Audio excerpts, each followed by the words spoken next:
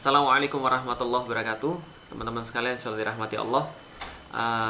Pembahasan hari ini adalah pembahasan yang sudah banyak ditunggu, pembahasan yang sudah banyak ditanya, dan saya coba akan menjelaskan dengan berlahan-lahan, bertahap, dan saya harap teman-teman sekalian bisa memahami, minimal mengerti duduk permasalahannya, dan kita coba untuk tidak hanya mengerti duduk permasalahannya, tapi melihat pada sesuatu yang lebih besar lagi. Pertama-tama saya pengen menjelaskan, kalau teman-teman belum pernah nonton tentang video-video sebelumnya, saya sudah pernah mengatakan ada sebuah grand design besar yang ada di Indonesia. Kita sudah mengumpulkan banyak sekali data-data, kita sudah mengumpulkan banyak sekali kasus-kasus yang menunjukkan ada sebuah grand design, ada sebuah desain besar yang diinginkan kepada Indonesia oleh orang-orang yang sekarang sedang berada di balik kekuasaan yang ada di Indonesia. Jadi semenjak 2014 yang mengemuka adalah yang kita lihat sebuah niatan yang sangat besar, sebuah usaha yang sangat besar untuk mensekulerisasi Indonesia. Artinya kalau kita melihat bahwa Indonesia ini dimerdekakan oleh orang-orang Muslim, diinspirasi perjuangannya oleh Islam, maka Islam inilah yang hendak disingkirkan daripada Indonesia. Jadi ruhnya Indonesia ini yaitu adalah Islam, ingin disingkirkan Islam itu dari Indonesia. Padahal kita sudah melihat bahwa ketika di Undang-Undang Dasar 45 saja pembukaannya atas berkat rahmat Allah yang Maha Kuasa. Maka ada usaha yang sangat besar semenjak tahun 2014 ini, sangat besar sekali untuk mensekulerisasi Indonesia. Bagaimana cara untuk mensekulerisasi Indonesia? Semuanya dibungkus atas nama perang melawan radikalisme. Sedangkan perang melawan radikalisme ini adalah semacam episode kelanjutan daripada perang melawan terorisme. Oke, saya coba sedikit untuk sampaikan reviewnya. Jadi ada episode pertama, perang melawan terorisme, lalu kemudian sudah menjadi tidak laku, bergantilah menjadi perang melawan radikalisme. Dan ini merupakan sebuah topeng untuk sebenarnya mensekulerisasi mensekulerisasi Indonesia, yaitu adalah mencabut Islam dari Indonesia sehingga Indonesia ini dijalankan berdasarkan sistem sekuler, yaitu adalah sistem tanpa agama. Nah, ini terus-menerus dilakukan sampai pada satu titik. Ketika ini dilakukan terus-menerus, mereka berusaha untuk menguasai apapun yang bisa mereka kuasai. Tidak hanya ekonomi, mereka juga berusaha menguasai pemerintahan, mereka juga berusaha menguasai akidah. Nah, terus-menerus sampai pada satu titik terjadilah peristiwa yang kita kenal dengan peristiwa penistaan agama.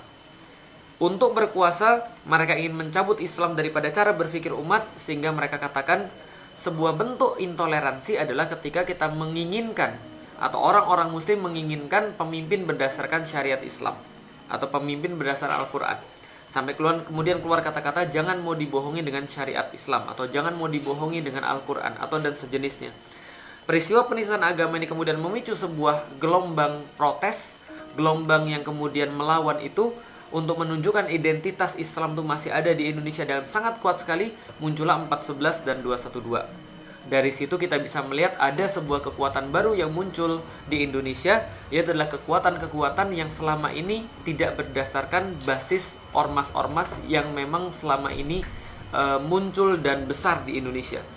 212, 411 ternyata yang menggerakkan adalah ormas-ormas yang bukan mainstream, dan ternyata bisa menggerakkan yang terbanyak yang ada pernah di Indonesia. Nah, ini membuat semakin nafsunya orang-orang yang tidak menginginkan Islam di Indonesia, lalu membuat proses sekularisasi yang lebih parah lagi, lebih kuat lagi.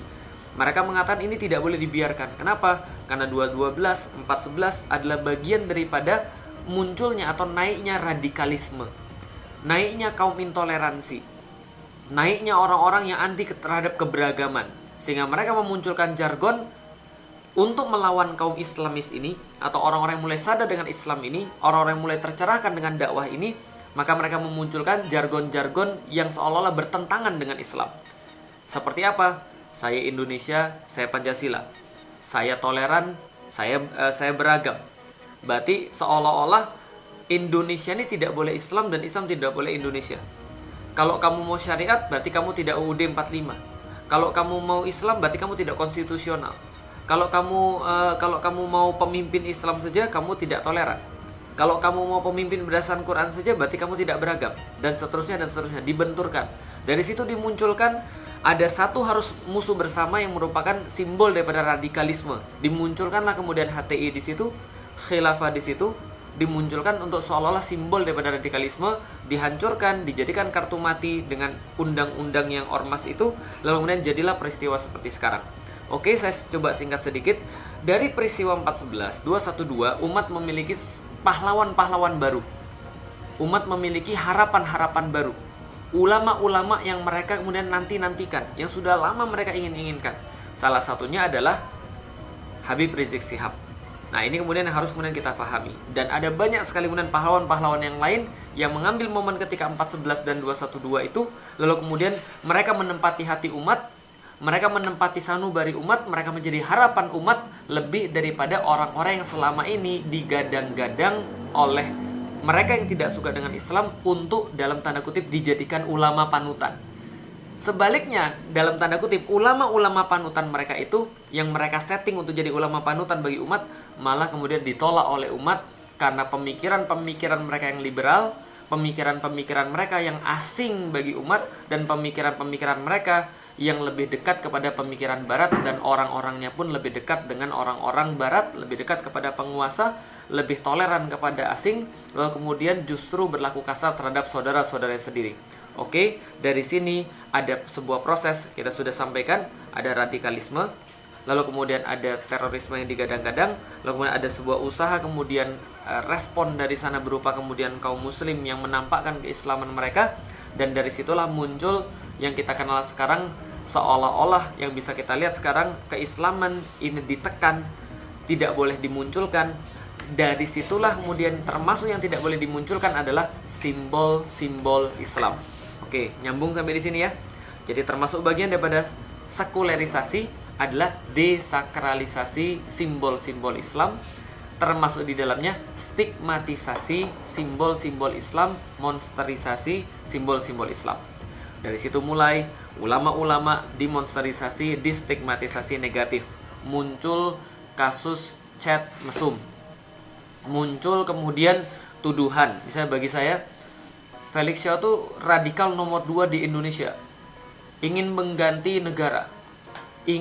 Apalagi misalnya tidak punya rasa hormat dan tidak punya rasa cinta terhadap negeri.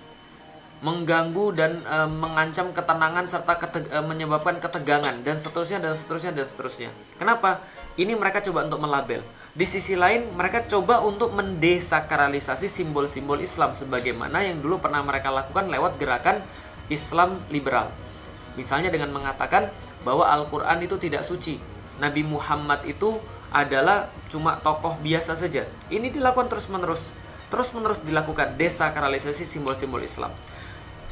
Kejadian terus berlanjut, kebencian ditanamkan pada orang-orang yang mereka bisa tanamkan kebencian terhadap kaum muslimin yang memperjuangkan syariat, kebencian terhadap Hizbut Tahrir misalnya, kebencian terhadap PKS, kebencian terhadap FPI yang mereka anggap sebagai kaum anarkis, yang dianggap bahwa membahayakan negara, kaum intoleran, anti keberagaman, dan seterusnya.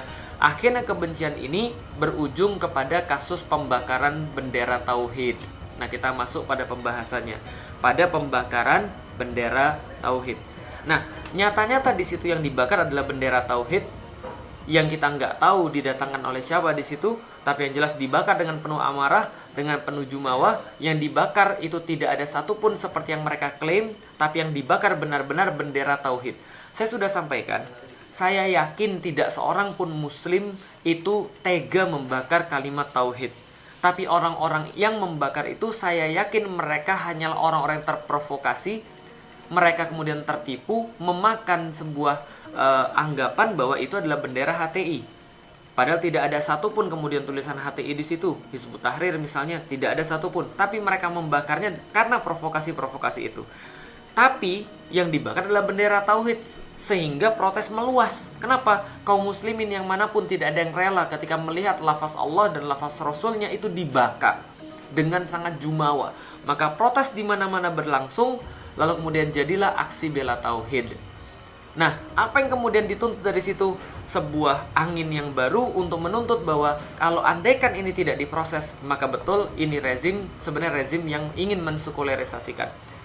Nah, bagaimana caranya mereka keluar dari sini semua? Mereka mulai membuat angle. Apa angle-nya? Angle-nya, nih, mereka ingin buat satu, bahwa bendera ini harus diidentikan sebagai bendera HTI, bukan bendera tauhid. Karena kalau seandainya bendera ini diketahui bendera tauhid, maka mereka pasti salah. Dan mereka akan turun pamornya. Dan mereka akan hilang elektabilitasnya.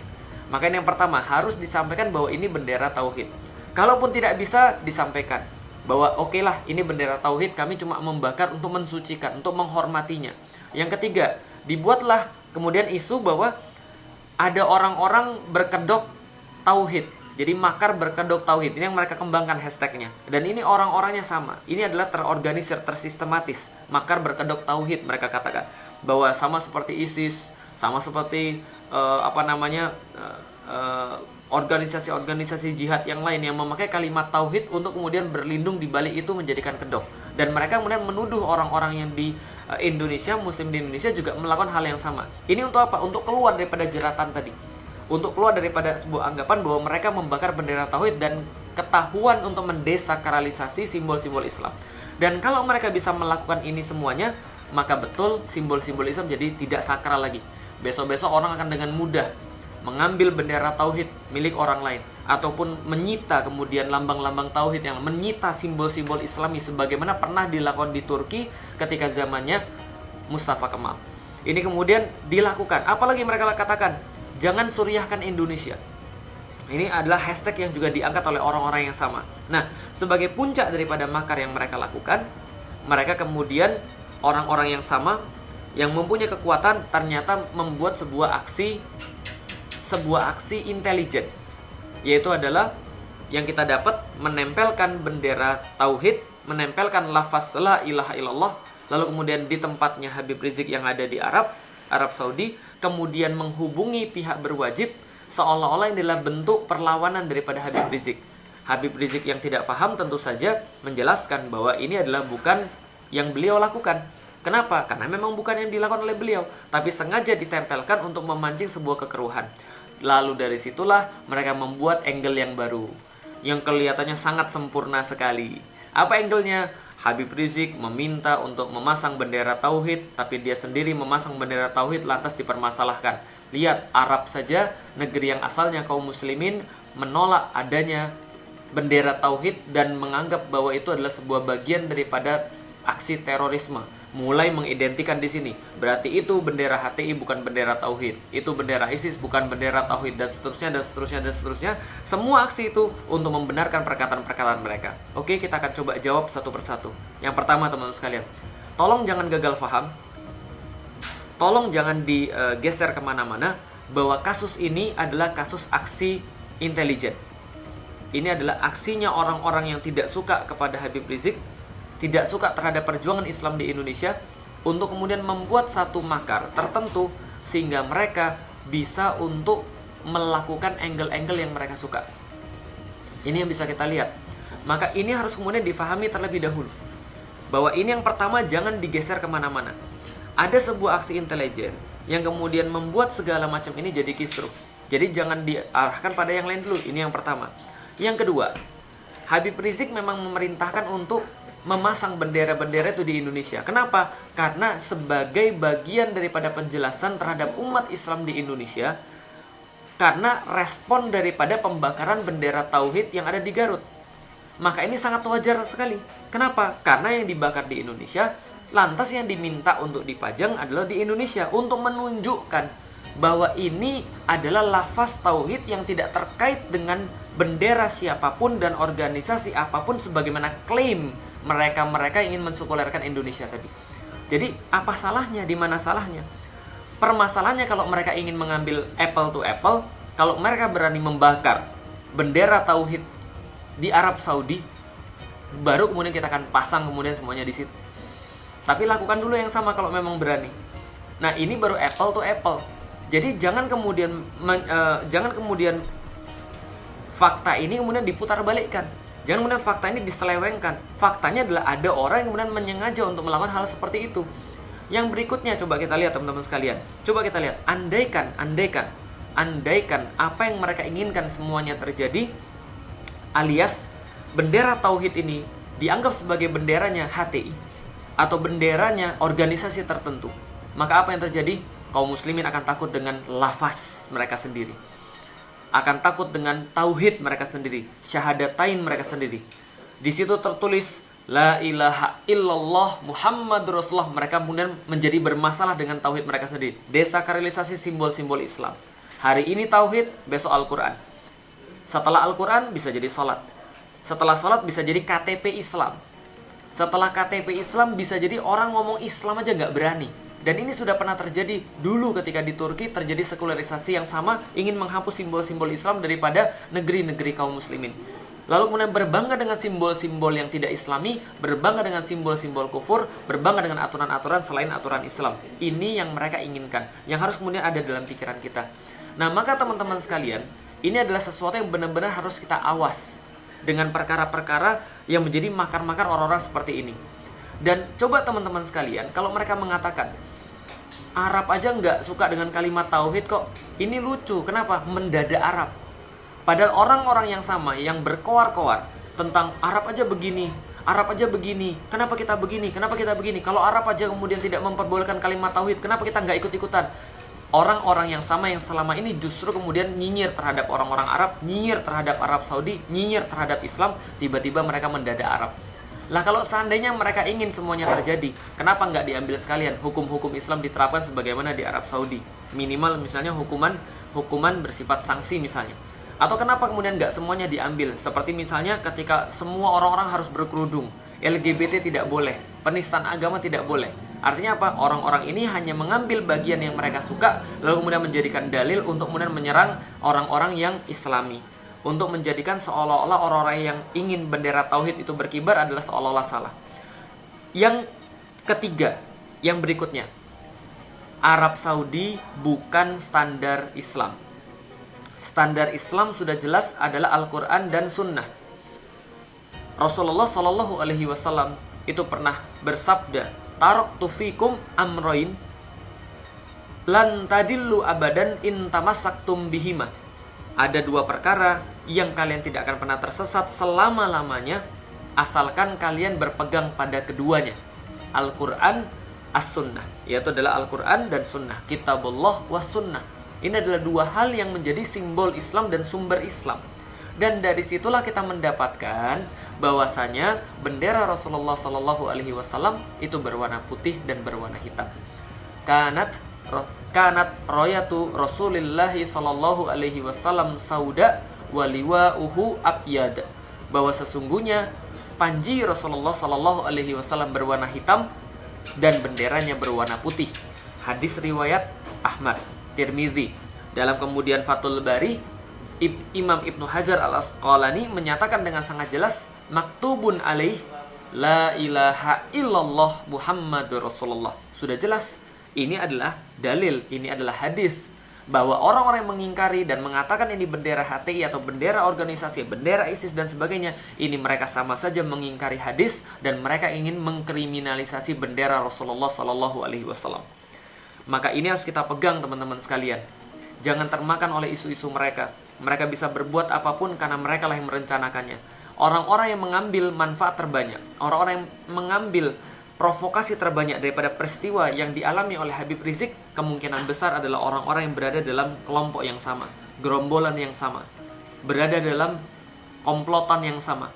Dan mereka adalah komplotan-komplotan, gerombolan-gerombolan orang yang ingin mensekularisasi Indonesia. Dan paling panas ketika orang-orang muslim di Indonesia bangkit dengan Islamnya, sadar dengan Islamnya.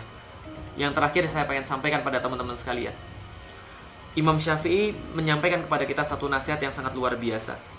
Di zaman-zaman fitnah, perhatikan kemana panah-panah musuh berada, kemana panah-panah musuh tertuju, maka disitulah kita bisa menemukan kebenaran.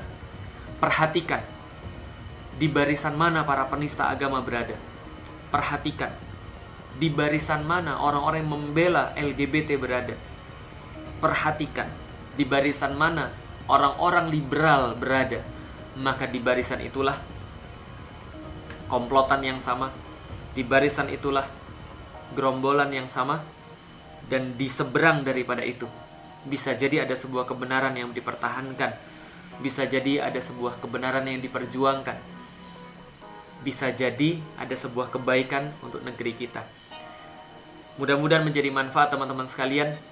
Kalau saya singkat, urusan semua ini yang ada di depan mata kita sekarang, tentang pembakaran bendera tauhid, tentang kemudian kejadian yang menimpa Habibana Rizik Syihab yang ada di Arab Saudi, itu menyampaikan kepada kita sebenarnya, menjelaskan kepada kita sebenarnya tentang seperti apa perjuangan itu di dalam Islam, tentang seperti apa bangga terhadap kalimat tauhid, dan tentang siapa yang benar-benar di dalam hatinya tidak rela ketika kalimat tauhid itu dihinakan, ingin ketika kalimat tauhid itu dimuliakan. Siapa sebenarnya yang benar-benar ingin mengucapkan kalimat itu di dunia ketika mati dan ketika berbangkit, dan siapa yang kemudian ketika dia bicara hanya tauhid cukup di hati saja, tapi dia paling nyaring ketika membela penista agama. Wallahu a'lam bishawab. Assalamualaikum warahmatullahi wabarakatuh.